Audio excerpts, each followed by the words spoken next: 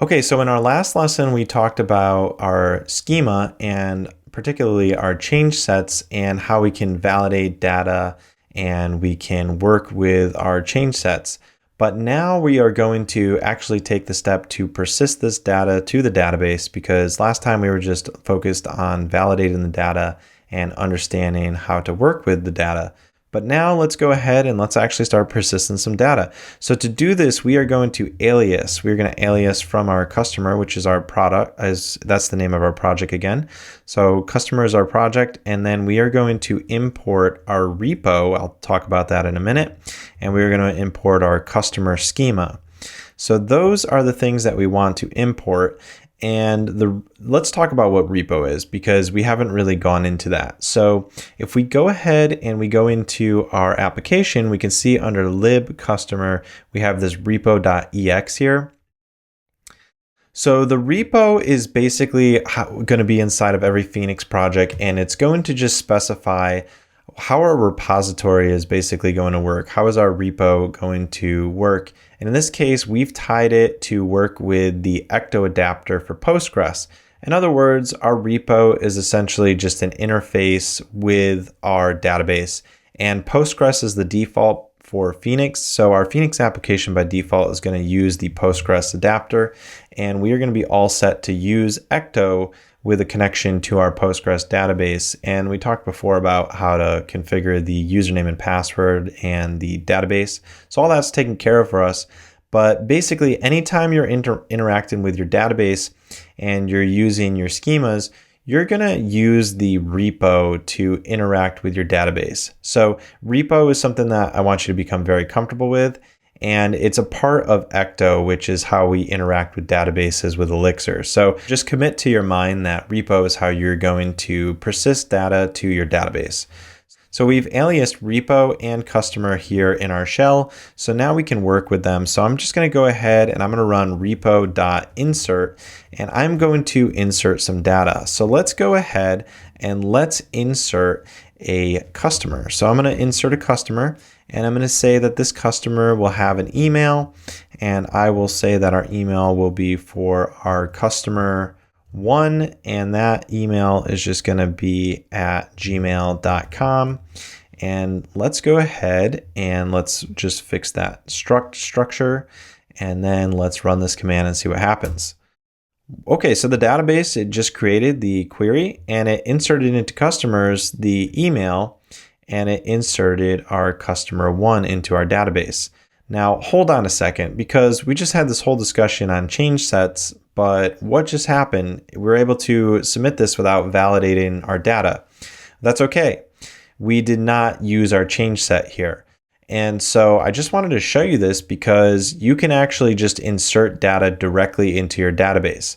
You see, Phoenix and Elixir is not going to force you to work with a change set if you don't need to.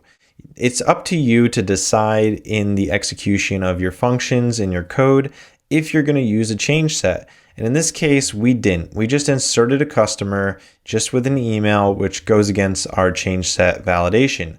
And that's okay, because you have the power and flexibility in Phoenix and Elixir to work with your code any way that you want to. And I love that about Phoenix and Elixir personally. So we are going to demonstrate in a minute how you can execute using change sets. But just to show you that this data was really inserted into the database, let's go ahead and, well, let's just first go ahead and create a second customer. So this customer is going to be inserted. And now what we will do is we will call repo.all, and we will grab all of our customers from our database. And to grab a customer, you also need to specify what you're trying to grab. So I just call repo all. We might have other tables in our database, and so we need to specify what table we're trying to call from. And the way that we can do that is we can just pass our customer schema right here inside of repo.all. So we're saying repo.all get all of the customer schema. And so we run that, and it's going to query all of our customers, and we can see that we received customer one and customer two. So again, when working with repo, you will pass in your schema as a parameter so that it will know what you were trying to fetch from the database. So as we start building real applications in the other courses here at Productive Programmer, you'll be able to use things like this to go ahead and grab all of the data from your database. So we could just do something like customers, and we could assign to it using the match operator. We can do repo all customer. And then now we will have inside of our customers, so let me just clear this out. Then we will have inside of our customers variable, we will have all of our customers here in a list. And then we can do various things like enumerate these customers as we need to. Okay, so that's great. So now we know how to insert some customers into our database, but again, this didn't validate our data. We wanted to use a change set. So let's see how we can do this with change sets. So let's take one of our change sets from before and let's set it up so that we have a change set here and it's valid. So if we do change set.valid, and I know you can already see it, but just to emphasize, this is a valid change set. This change set is now ready to go, and it is designed to set up a customer with the name John Doe. So if we do repo all here, so when we query the database, we see it's customer 1, customer 2. There is no John Doe currently here. So in order to insert this change set into our database, we're going to call repo dot, and we're going to put insert, and we are going to pass in our change set. And so that's what we're going to do, and we're going to submit it, and it's going to insert the customer into the database. And now if we do repo all, we see that now John Doe is in there. And so why are change sets great? Well, that's a great question. Let's go ahead and let's set up a change set that is not valid. So let's set one up where the email is messed up. And this is going to be, just to make it distinct, this is going to be some different last name. And then our first name will be Frank. And so we're going to set this up and we can see that it is not valid. It says it's false. So now what we're going to do is we are going to insert this new change set that we have into the database. And here's the beauty of Phoenix and Ecto. We submit it, and instead of it getting into the database, we get an error, and we are informed that it is not valid. So let's go ahead and query the database, and we can see there is customer 1, 2, and John Doe, but there is no Frank. And that's because the data was not valid. So that's the beauty of using a change set. So you can use a change set on repo.insert, and you just pass your change set right there inside of your insert to repo. And then your data is validated for you. And if it is not valid, it does not get inserted into your database. But if it is valid, like we saw with John Doe, it gets inserted into your database. So that's the beauty of change sets. So you don't have to use them, but they're very useful, and you will typically use them in your functions when you're programming your applications in Phoenix. And so change sets are going to be hugely powerful for ensuring the validation of your data and to make sure that everything is the way that you expect it to be in your application. And we can explore how we can do more with our data by importing ecto.query. And when we import this, we will be able to query our data in a little bit more depth. So now we're going to do repo.all.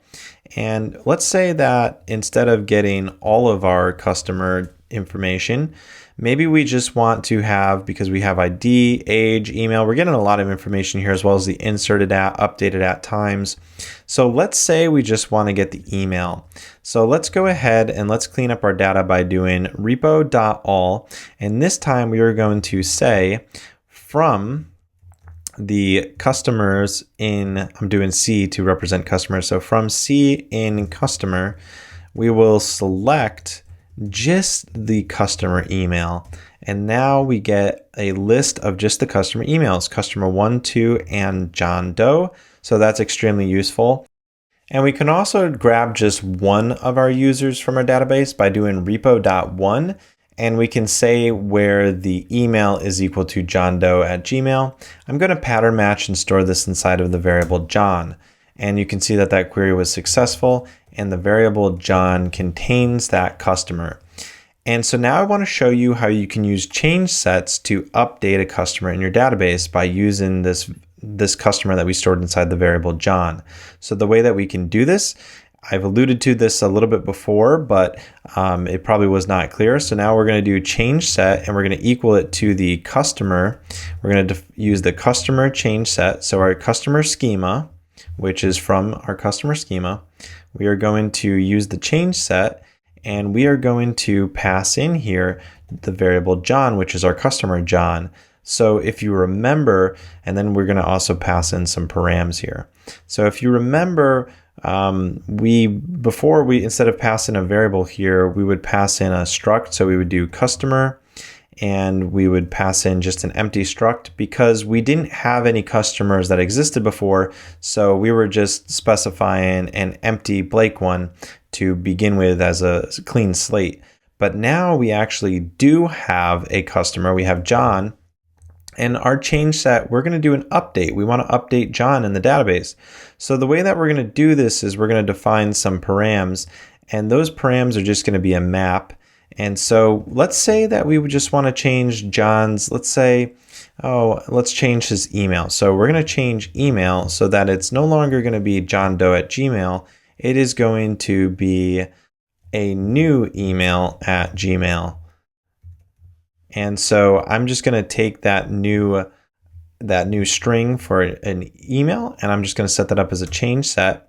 If we look at this change set, so if I do change set.valid, you can see, and let me just add that question mark, you can see that it is true, it is valid. And the reason that it's valid is because we are updating John. So John already has a a first name and a last name, but we don't have to pass in a change set with those values because John already has those stored in his struct. So now if we type in change set dot changes, you can see the changes is just to the email. So this is totally valid.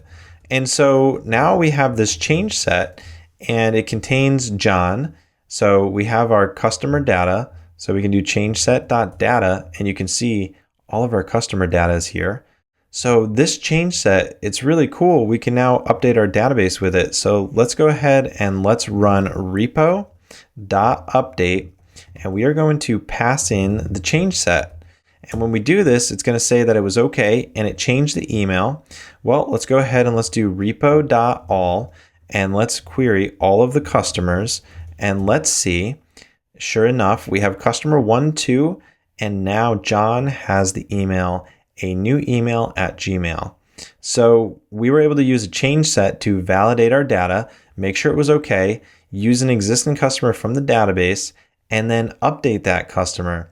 So very, very cool. So change sets can take existing data from your database and use it to populate the initial fields.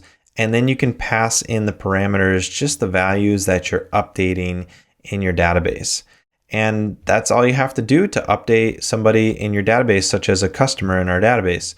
So this is a really good premiere into how to persist data to your database.